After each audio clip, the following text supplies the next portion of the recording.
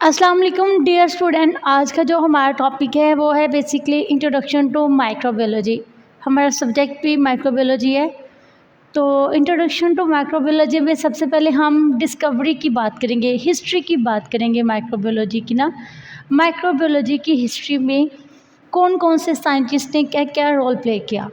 सबसे पहले हम बात करते हैं रॉबर्ट हुक की, जिन्होंने सेल को डिस्कवर किया था। रॉबर्ट हुक एक इंग्लिश साइंटिस्ट थे। इन्होंने ना ऑब्जर्व किया कॉक को, स्लाइस ऑफ कॉक। इन्होंने ऑब्जर्वेशन की थी सेल में कॉक की। ये 1665 की बात है। रॉबर्ट हुक क्या थे? इंग्लिश साइंटिस्ट थे। इन्होंने ऑब्जर्वेशन की सेल में एक कॉक की या स्लाइस ऑफ कॉक की। तो आफ्टर देन स्लाइस ऑफ कॉक को जब इन्होंने ऑब्जर्व किया तो इन्होंने लाइट माइक्रोस्कोप के ज़रिए किया। मतलब इन्होंने किसी लाइट माइक्रोस्कोप के ज़रिए ऑब्जर्वेशन की और बताया कि ये क्या है, स्लाइस ऑफ कॉक है सेल के अंदर। ये 1665 में हुआ। और किसने किया? रॉबर्ट हुक ने। रॉबर्ट हुक क्या थे? साइंटिस्ट थे, इंग्लिश साइंटिस्ट। अच्छा, इंग्लिश साइंटिस्ट थे। इसके अलावा इन्होंने डिस्कवरी की थी सेल की। और उन्होंने जब अकॉर्डिंग टू माइक्रोबायोलॉजी की हिस्ट्री में रोल प्ले किया तो उन्होंने सेल में कोर को देखा था, मतलब स्लाइस ऑफ कोर को ऑब्जर्व किया था लाइट माइक्रोस्कोप के ज़रिए। आफ्टर देन इन 1680 में लिवन हुक थे। लिवन हुक ने ऑब्जर्वेशन की थी, लेकिन बेसिकली इन्होंने ऑब्जर्व किया था बैक्टीरिया को। इन्होंने ऑब्जर्वेशन की थी बैक्टीरिया की, लेकिन इन्होंने कहा कि ये कोई बैक्टीरिया नहीं है। इन्होंने जब according to microbiology, introduction of microbiology में इन्होंने अकॉर्डिंग टू माइक्रोबायोलॉजी जब रोल प्ले किया तो इन्होंने कहा कि मैंने ऑब्जर्वेशन की है रेन वाटर में किसी छोटे से ऑर्गेनिज्म की, जिसको इन्होंने लिटिल एनिमल का नाम दे दिया। जिसको इन्होंने लिटिल एनिमल का नाम दे दिया। ये कौन थे? ये लिवन हुक थे। और इन्होंने 1680 में ये ऑब्जर्वेशन की थी कि पानी के अंदर, यहाँ उन्होंने रेन वाटर लिखा है। उन्होंने कहा कि मैंने बारिश के पानी में एक छोटे से जानवर को ऑब्जर्व किया। ये इनकी डिस्कवरी थी।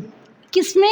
माइक्रोबायोलॉजी में। आफ्टर देन इन 1670 में फ्रांसिस्को राइडी थे। उन्होंने ऑब्जर्वेशन की, ये भी एक साइंटिस्ट थे। इन्होंने ऑब्जर्वेशन की लार्वा की।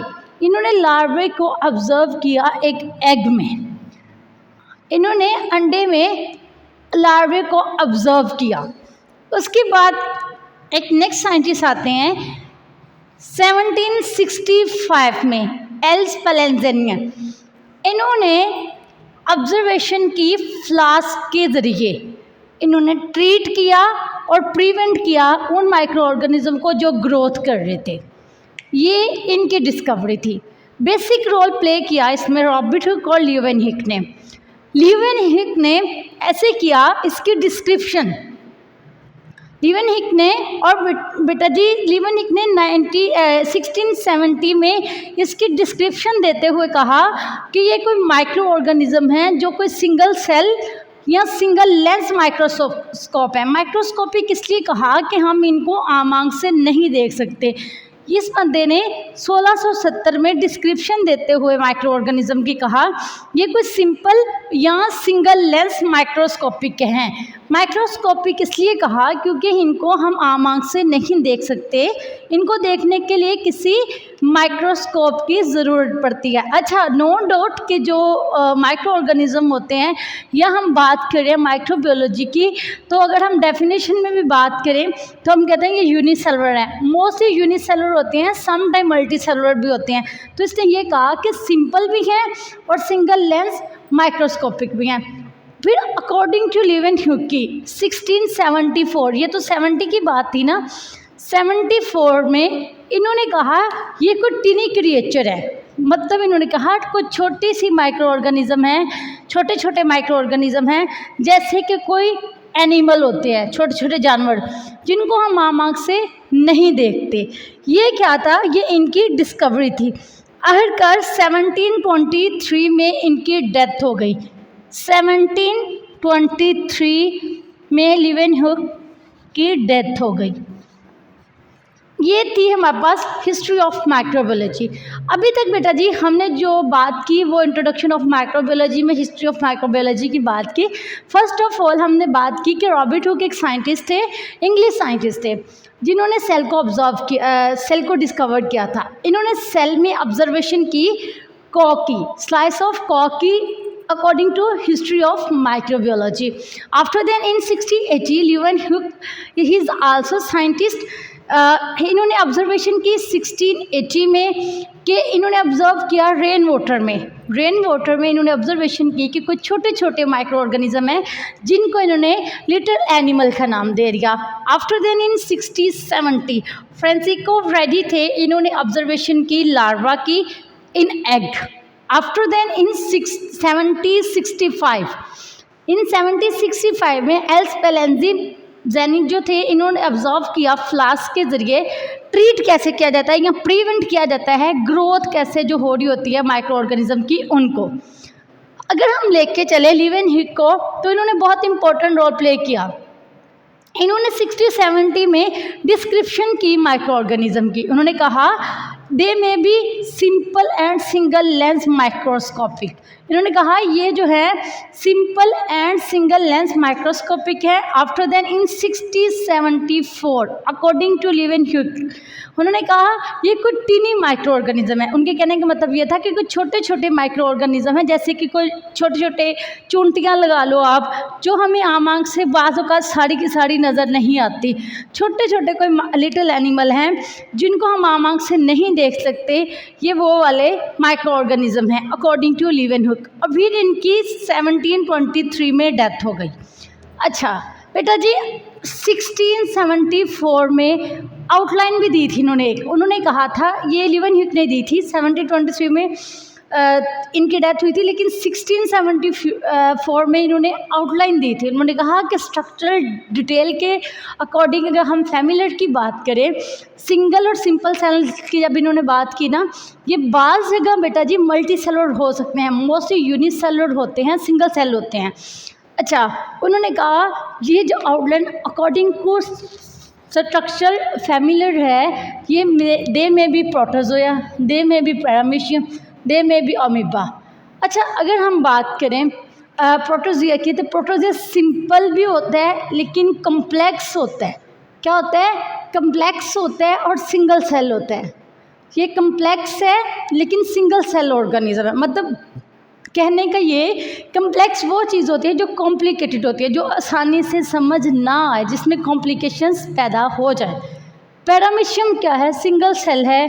अब देखिए बेटा जी हम सारे के सारे लोग पैरामीशियम सिर्फ वर्ड को जानते हैं, हम उसकी शेप के बारे में जानते हैं, लेकिन हम उसको ऑब्ज़र्व क्या करते हैं, हम उसकी ऑब्जर्वेशन कब करते हैं, किसके ज़रिए करते हैं? हम उसके लिए माइक्रोस्कोप का यूज़ करते हैं।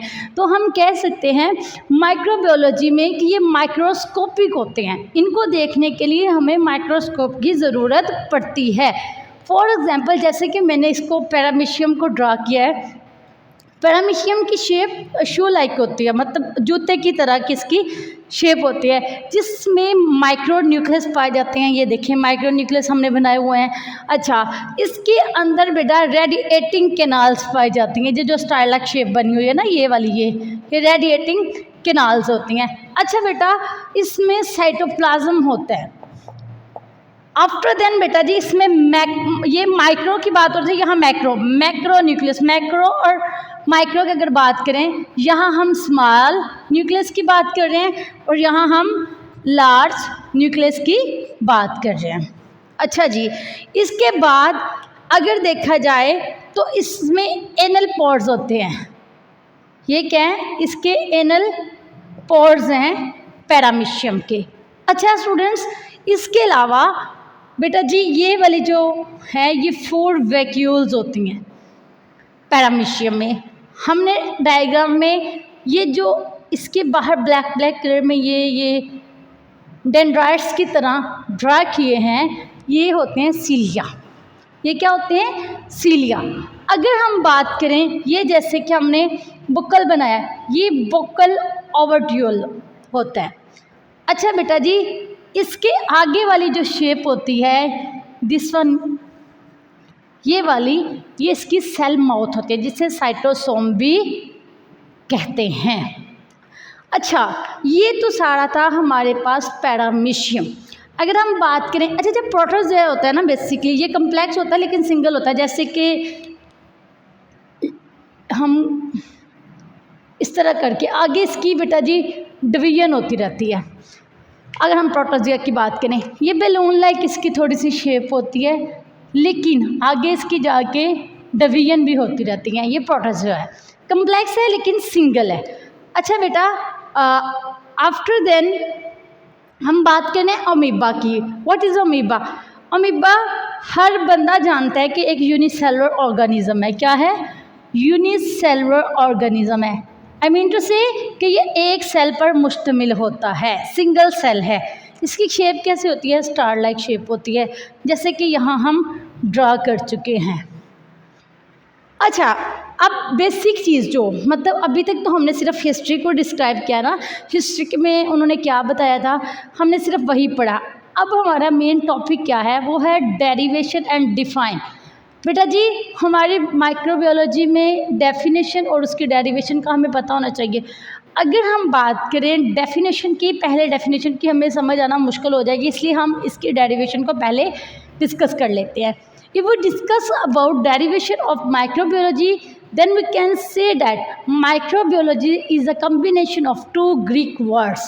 Basically ये दो ग्रीक वर्ड से निकले हुए हैं। ये क्या है बेटा? यूनानी ज़बान के दो लफ्ज़ है, micro and biology. First is micro, second is biology. If we discuss about micro means then we can say that small, कि माइक्रो का मतलब क्या है? स्मॉल। बायोलॉजी का मतलब क्या है? Study of life. ये है हमारे पास डेरिवेशन। फर्स्ट ऑफ ऑल ये कम्बिनेशन है दो लफ्ज़ों का जो कि ग्रीक यूनानी ज़ुबान के लफ्ज़ हैं। उसके बाद जो वर्ड है वो एक माइक्रो है, दूसरा बायोलॉजी है। जैसे कि ये लिखा हुआ है micro and biology. Micro means क्या है? स्मॉल। बायोलॉजी मीन है स्टडी ऑफ लाइफ। अच्छा, डेफिनेशन की बात करें तो जैसे कि हमें लीवन ह्यूक ने कहा था 1674 में, ये कोई टीनी माइक्रो ऑर्गेनिज्म है। अकॉर्डिंग टू लीवन ह्यूक अगर हम बात करें सिंपल वर्ड्स में तो हम कह सकते हैं tiny creature that we can not see by naked eye that are also called microbiology. मतलब मैं कह सकती हूँ छोटी सी महलूक जिन्हें हम आम आँख से नहीं देख सकते वो क्या कहलाते हैं? माइक्रोबायोलॉजी। अगर हम सेकेंड डेफिनेशन की बात करें तो माइक्रोबायोलॉजी स्टडी होती है उन ऑर्गेनिज्म की और उनकी जो एक्टिविटीज़ होती है उनकी। माइक्रो ऑर्गेनिज्म मीन छोटे छोटे जो जानवर हैं उनका मुतालिया या फिर जो उनकी एक्टिविटीज़ होती हैं उनकी बात कर रहे हैं। आफ्टर देन थर्ड डेफिनेशन बेटा हमने लिखी है द ब्रांच ऑफ बायोलॉजी। ये क्या है? ब्रांच बायो की है। इसमें हम स्टडी करते हैं, डिस्कस करते हैं या डील करते हैं माइक्रो ऑर्गेनिज्म को और उसके अफेक्ट को जो लिविंग ऑर्गेनिज्म पे होते हैं। ये अफेक्ट जो होते हैं दूसरे जानवरों और जो जिंदा जानवर होते हैं उन पर क्या होते हैं। अगर हम बात करें माइक्रो ऑर्गेनिज्म की या माइक्रो बायोलॉजी की तो हम कह सकते हैं बेसिकली क्या है? माइक्रो ऑर्गेनिज्म जो है वो माइक्रोब है। हम इनको सिंपल आँख से नहीं देख सकते, हमें इन्हें देखने के लिए माइक्रोस्कोप की ज़रूरत पड़ती ही पड़ती है। ये सिंगल सेल भी होते हैं और बाज़ औक़ात मल्टी सेलुलर भी होते हैं। माइक्रोबायोलॉजी की अगर बात की जाए तो जो माइक्रो ऑर्गेनिज्म होते हैं वो कहीं भी किसी भी जगह किसी भी माहौल में पाए जा सकते हैं। ये सिंगल से मल्टी सेलुलर में डिवाइड भी हो सकते हैं। अगर बात करें बेटा जी, ये मिलियन से बिलियंस की फॉर्म में चेंज होते रहते हैं अकॉर्डिंग टू सिचुएशन। अच्छा, इन्फेक्शन डिजीज़ वगैरह माइक्रो ऑर्गेनिजम्स में होती रहती हैं। कुछ डिजीज़ जो होती हैं बेटा जी वो डायरेक्टली हो जाती हैं ब्लड, और कुछ बेटा जी इंटरनल ब्लड स्ट्रीम के ज़रिए होती हैं। मतलब कुछ बैक्टीरिया कोई मतलब हमारे मुंह के ज़रिए गया, उसने ओरल कैविटी पे इफ़ेक्ट किया और हमारे इंटरनल ऑर्गन को ख़राब कर दिया, डैमेज कर दिया, वो तो इंटरनल होगी ना। और एक फॉर एग्जांपल हमें किसी एनोफ्लेंस की बात कर लेते हैं। मतलब हम यूँ कह लें कि हमें किसी मच्छर ने काटा, मच्छर के काटने से वो खून के ज़रिए हमारी बॉडी में इंजेक्ट हुई तो वो ब्लड स्ट्रीम होगी। एक होती है इंटरनल, मतलब हमारे मुंह में कोई माइक्रो ऑर्गेनिज्म चला गया, हमने कोई गलत चीज़ बाज़ार से लेके खा ली तो उस पे माइक्रो ऑर्गेनिज्म बैठे हुए थे, वो जो थे ओरल कैविटी के ज़रिए मुंह के ज़रिए हमारी बॉडी में मूव ऑन करते गए। जब वो हमारी बॉडी में चले गए तो ऐसे हुआ कि उसने हमारी इंटेस्टाइन को क्या अफेक्ट कर दिया, हमारे स्टमक पे अफेक्ट कर दिया, हमारा जो बेटा जी पूरे का पूरा डाइजेस्टिव सिस्टम था उस पर अफेक्ट कर दिया, या हमारा कोई इंटरनल ऑर्गन डैमेज कर दिया, या उसमें कोई पोर बना दिए, या अल्सर वगैरह क्रिएट कर दिया, या इतने ज़्यादा फैल चुके थे कि उन्होंने हमें इस सिचुएशन में ले आए कि हमें बुखार होना शुरू हो गया। तो ये सारी चीज़ें माइक्रोबायोलॉजी में आती हैं। आज हमने सिर्फ डिस्कस किया है हिस्ट्री ऑफ माइक्रोबायोलॉजी को। आफ्टर देन हमने बताया कि पैरामीशियम क्या होता है और अमीबा क्या होता है, फिर हमने इसकी डेरिवेशन को पढ़ा और हमने ये कहा कि जो माइक्रोबायोलॉजी में माइक्रो ऑर्गेनिजम्स होते हैं ये क्या होते हैं, माइक्रोस्कोपिक होते हैं। इन्हें माइक्रोस्कोप से देखा जाता है, इन्हें आम आंख से नहीं देखा जा सकता। आम आंख से इसलिए नहीं देखा जा सकता क्योंकि ये टीनी क्रिएचर होती हैं, छोटी छोटी महलूकात होती हैं जिनको आम आंख से देखना मुश्किल हो जाता है। अच्छा, जैसे कि मैंने बात की ये हमारी बॉडी में अफेक्टेड भी होती हैं, मतलब ये माइक्रो ऑर्गेनिज्म जो होते हैं इंटरनल भी हमारी बॉडी को अफेक्टेबल कर सकते हैं, मतलब उसको नुकसान दे सकते हैं, और ये ब्लड स्ट्रीम के ज़रिए भी, मच्छर के काटने से भी हमें हमारे ब्लड स्ट्रीम के ज़रिए हमारी बॉडी में इन्फेक्शन कर सकते हैं।